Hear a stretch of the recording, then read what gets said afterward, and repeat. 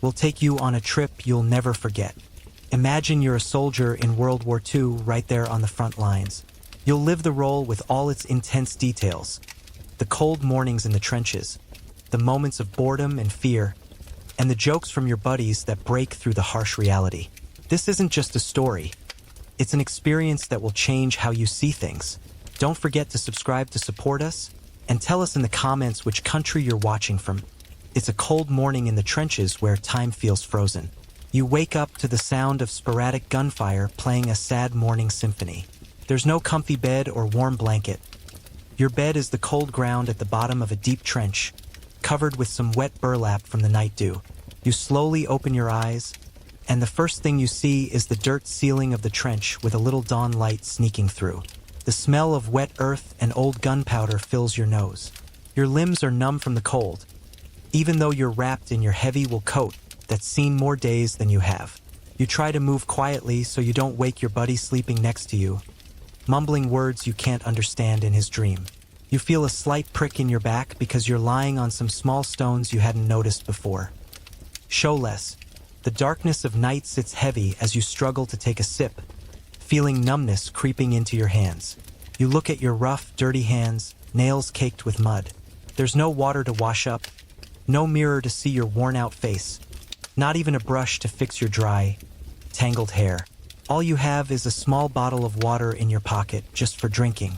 You pull a cigarette from its metal case and slowly light it with a matchstick, savoring the gentle flame warming your fingers for a moment. You take a deep drag, the smoke filling your chest with a false warmth before drifting into the cold trench air. These simple moments are your only luxury in this harsh place. The sound of the cannon and the bread girl bring a flicker of hope. Your buddy starts waking up, groaning quietly, then looks at you with sleepy eyes and says, "Good morning, comrade. Are we still alive?" You smile tiredly and reply, "As long as the sun rises, we're alive and the war goes on." That's your daily talk. Few words, but heavy meaning. Your friend points to a small handmade stove in a corner of the trench and says, "Come on, the fire's lit now. Maybe we can find a bit of warmth." You both crawl toward it with difficulty. The space is tight and every move has to be calculated carefully. You see some of your buddies gathered around the small stove, their hands stretched out trying to catch some of its faint warmth. Their faces are worn out, eyes red from lack of sleep. One of them offers you a piece of hard bread and says, "This is all the supplies left, comrade, until the new batch arrives. This is our breakfast." You eat it, knowing it's been with you for days, and its taste has turned bitter, like the taste of war. You dip it in a bit of water to soften it before slowly eating it, as if it's your last meal. You try to remember the taste of fresh bread from home, the smell of the sweets your mom used to make. You close your eyes for a moment, trying to live that beautiful memory, but the cold wind howling over the trench brings you back to harsh reality. The patrol activity begins. Every step is cautious. After your simple breakfast, the real day starts. The commander arrives, his face heavy with the same exhaustion that covers all of you. But there's a spark of determination in his eyes. In a low voice, he says, "Morning patrol, comrades. Let's make sure the enemy didn't sneak in during the night." You tighten your grip on your weapon, feeling the cold metal in your hand, put the helmet on your head, and crawl carefully out of the trench. You move cautiously, slipping through the grass. The ground's frozen and rigged with all kinds of dangers. Every step could be your last. You look around and see bare trees, earth churned up by shells, and barbed wire spread out like a giant spiderweb. The sky's gray, and fog clings to the distant trees. Hours pass as you walk slowly and carefully, ears alert for any strange sound, eyes scanning every inch of the ground. You feel a quiet fear creeping into your bones, but you fake bravery. That's how a soldier learns, to pretend to be strong until it becomes part of you. You pass old bodies, leftovers from past battles. You see them but feel nothing. Your eyes have gotten used to death. You wonder if you'll end up like that someday, but quickly push the thought away. There's no room for despair here.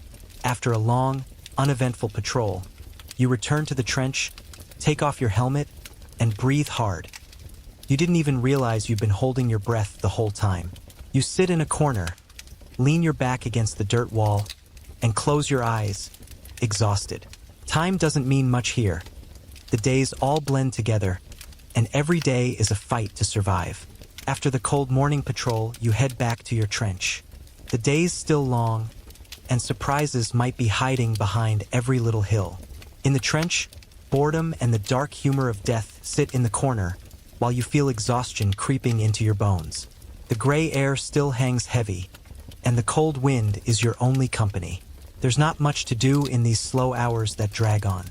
You grab another piece of bread, now drier than the first, and try to bite it. You almost break a tooth because it's so hard. You whisper to yourself, "This bread's tougher than the enemy's defenses." Your buddy shows up holding a weird-shaped stone and says with fake seriousness, "Hey, comrade, I found a game to kill the boredom. How about we see who can find the hardest stone that looks like our commander's heart?" You chuckle quietly, even though laughing here almost feels like a crime under constant watch. You reply, "Our commander's heart is softer than this stone. I saw him silently crying over one of the fallen yesterday, but he wears a mask of toughness for us." Then another buddy pulls out a worn photo from his pocket. It's of his wife and kids. He looks at it longingly and says, voice full of pain, "Do you know what I'm going to do with my first paycheck? The war. I'll buy a big bird to fly over our heads here and tell us when this damn war will finally end." Another colleague replies bitterly, "Don't waste your energy. The bird won't find a whisper or a sign to tell it when we'll get out of this hell." These are dark jokes, but they're the only way to ease the harsh reality. Mealtime, unmissable appointments at noon, the sacred mealtime arrives.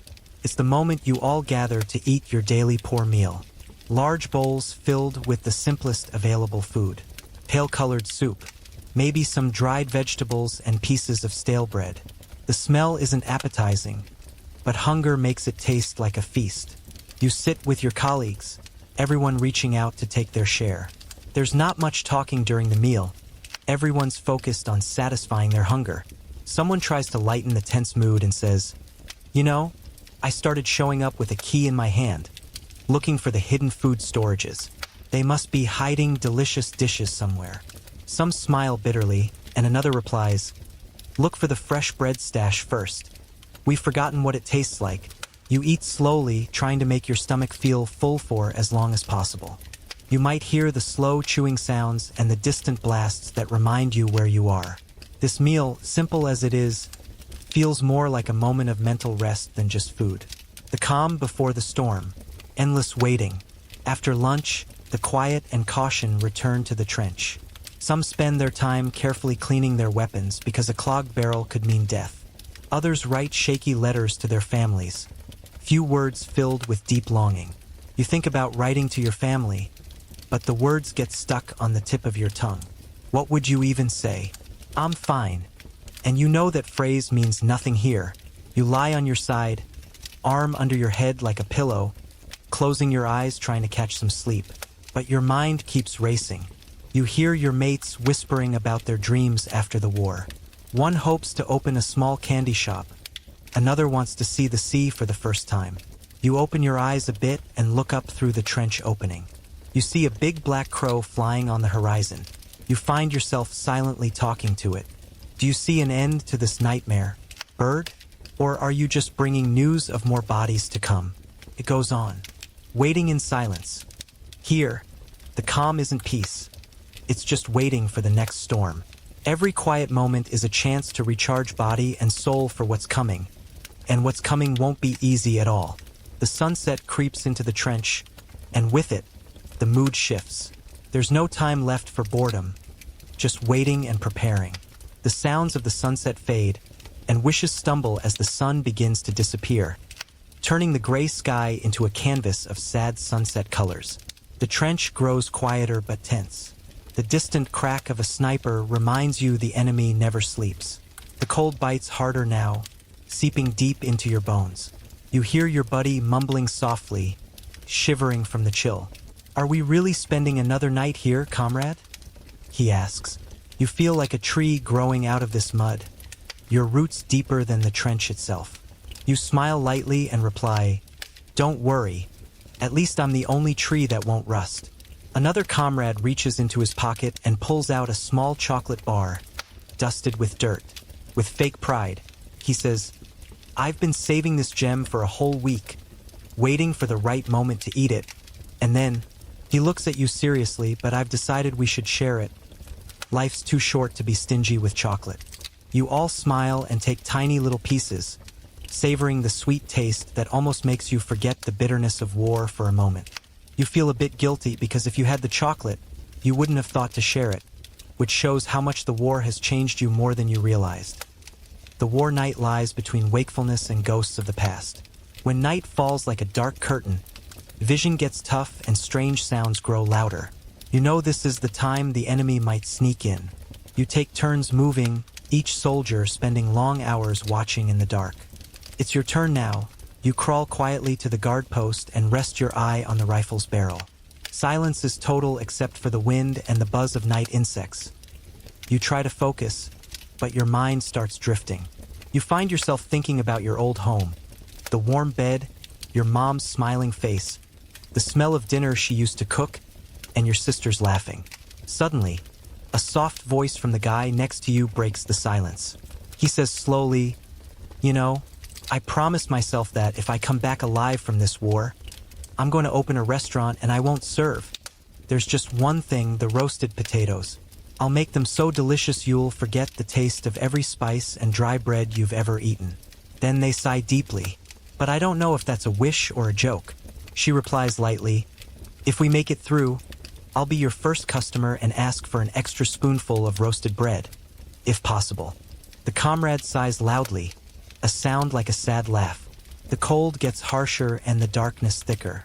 Every sound is amplified. The rustling leaves, the insects, even your own heartbeat. You check your weapon, make sure there's ammo. It's your only friend in this darkness. You feel lonely, but you're not alone.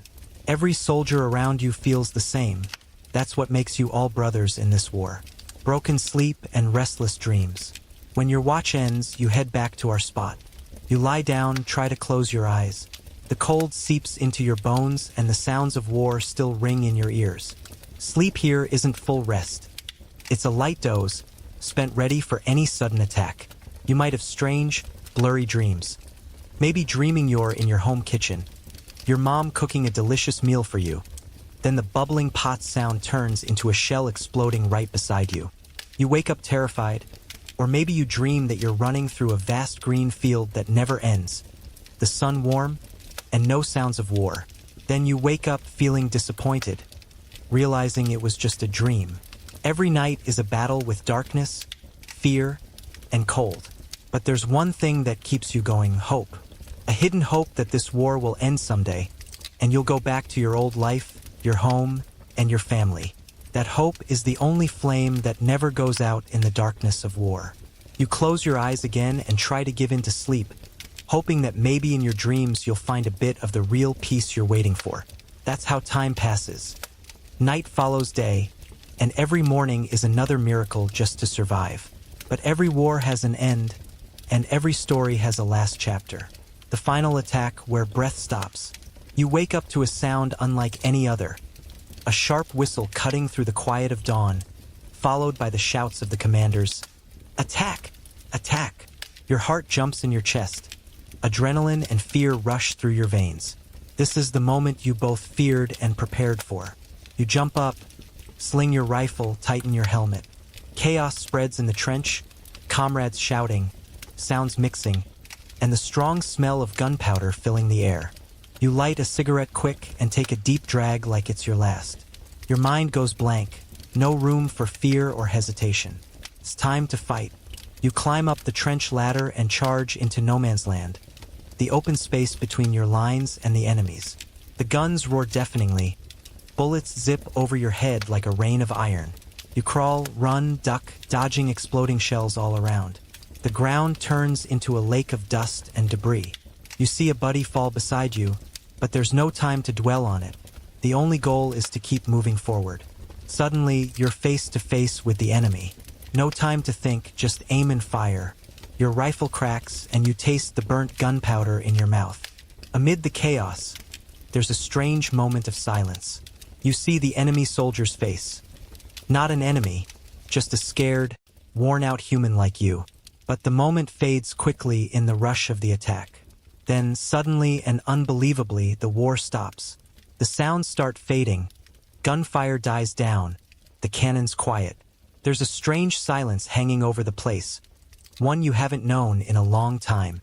Looking around, you see the surviving soldiers staring at each other in shock. Like, they can't believe what's happening. A leader's voice comes through, calm but filling the whole place. Cease fire. The war is over. It's almost unbelievable. Are you hearing this right? Is this another cruel joke in this hellish war? But this time, there's a true silence. No more shells, no more gunfire, just the soft wind and deep breathing. You slowly sit down on the dusty ground, lean your back against a small dirt mound, take off your helmet, and feel the cold air touching your tangled hair. You look at your hands covered in mud and try to believe you're still alive. Your buddy sits next to you, staring blankly at the horizon. In a soft voice, he says, "It's over. Is it really over?" You ask, your voice shaking. "I don't know," he replies. But there's no more gunfire. The return between pain and hope. The next few days are strange. The war's done, but its scars remain. Everyone looks lost, unsure what to do when war was their whole life for so many years. You see soldiers from the other side coming out of their trenches, just as exhausted as you. No more enemies now, just shared exhaustion and a deep wish to get home. The journey back begins, a long walk, then old trucks, and finally a train ride. In every city you pass through, you see joy filling the streets. Kids running around, women waving from windows. Life is slowly getting back to normal. There are hastily built triumph arches, and on people's faces, you spot smiles that you barely remember, but they feel strange. You're no longer that young guy who left home. The war has changed you. Your eyes see things differently now, and the silence bothers you more than the noise of gunfire. You can't sleep peacefully anymore. You arrive at your small village, the same house, the same tree in the garden. When you knock, your mom opens the door, her eyes full of tears and joy. She hugs you tightly and breathes in the smell of dirt and gunpowder still clinging to your clothes. No words are needed. The hug and tears say it all. The war's over, and a new life begins. Days go by as you try to adjust to this new life. Sounds echo slowly in your mind. You go back to the job you had before the war or start a new one. You find yourself appreciating the simple things more. A fresh piece of bread, a cold glass of water, a quiet night with no gunshots. Thank you so much for staying with me until the very end of this journey. If you made it this far, leave a comment saying, "Family first," so I know you were here with us tonight. And if you enjoyed this peaceful historical journey, don't forget to subscribe and turn on the notification bell so you won't miss the next story. Now, close your eyes, relax, and let the sounds of rain, fire, and crackling would carry you gently into sleep. Sweet dreams, soldier.